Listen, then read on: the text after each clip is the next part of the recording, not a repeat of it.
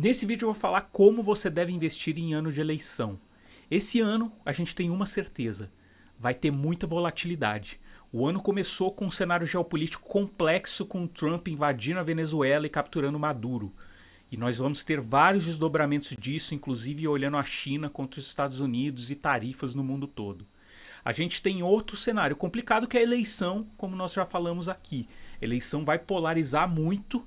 Nós temos hoje em dia inteligência artificial, então as fake news devem aumentar. Então os ânimos vão ser muito exaltados esse ano. E qual outra coisa interessante do cenário esse ano? As taxas de juros da taxa Selic devem cair.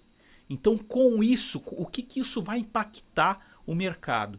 Primeiro de tudo, o investidor que investiu muito em renda fixa e se acostumou com um ganho real muito alto, o que é o ganho real? É o ganho acima da inflação. Ele vai passar a ter um ganho real menor, porque a inflação deve continuar no patamar que ela está, por exemplo, hoje, e a gente tem uma projeção, por exemplo, do Banco da Ecoval, que a taxa Selic deve fechar o ano em 12%, e ela é 15% nesse momento. Então a diferença entre a inflação, vamos botar 4,5% e 15%, era tudo que você tinha de juro real. Aí a diferença agora vai ficar entre 4,5% e 12%, então vai ficar muito menor. E então isso te leva a precisar buscar ativos que tenham um ganho real maior. Então você vai buscar ativos, muitas vezes, que têm renda variável e vão sofrer com essa volatilidade.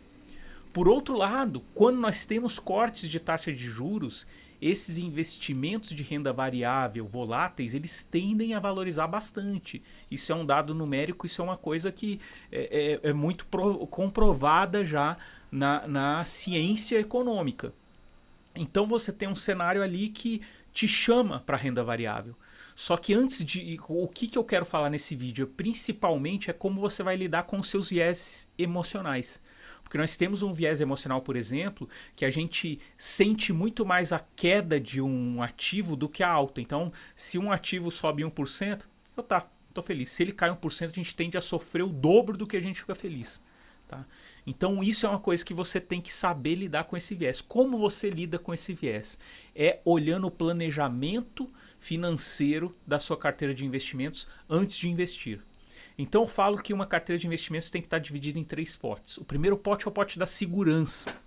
É o pote onde você vai colocar ali investimentos que vão garantir todas as obrigações que você tem ali no seu curto e médio prazo. E ali você vai investir em ativos com baixa volatilidade e com liquidez. Essa é a sua reserva de emergência. Se você precisar perder a sua renda num período de vida, você vai usar esse dinheiro. Então você tendo essa reserva de emergência bem dimensionada, você vai conseguir ter uma tranquilidade muito maior para o que você vai fazer com a outra parte do seu patrimônio. Então você tendo essa visualização, isso te ajuda. Então a reserva de emergência muitas vezes o pessoal não dá, as pessoas não dão a valorização que ela deve ter de verdade. Vamos para outra parte da carteira.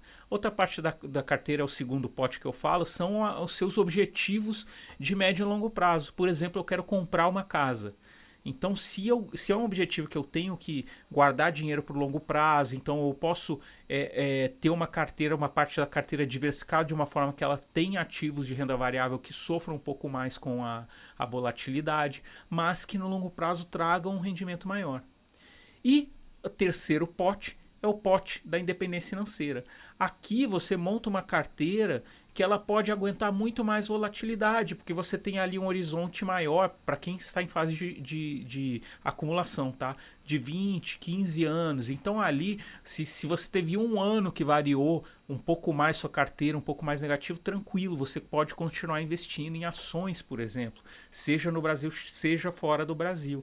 Então vou te dar um dado aqui interessante, que é o rendimento da Bolsa em anos pós-eleição. Então esse ano, com corte de taxa de juros, a Bolsa já pode subir e outros ativos de renda variável podem subir, mas, inclusive fora do Brasil, mas em ano pós-eleição a gente tem um histórico bem interessante, tá? Por exemplo, pós 2018, em 2019, o índice Small Cap subiu 58,2% no ano e o Ibov 31,58%.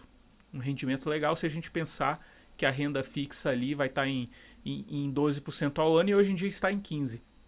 Em 2023, pós-eleição 2022, o índice Small Cap subiu 17,12% e o Ibov 22,28%, os dois acima dos 15% que a gente tem hoje em dia na renda fixa. Então espero que vocês tenham entendido o conceito para lidar com esses vieses, lidar com essa emoção, para você estar preparado para navegar esse ano que vem volatilidade, essa é uma certeza, tá? Então se você gostou desse vídeo, curta e comenta ele e me segue para ter acesso a mais conteúdo que eu vou produzir por aqui, beleza? Valeu, grande abraço.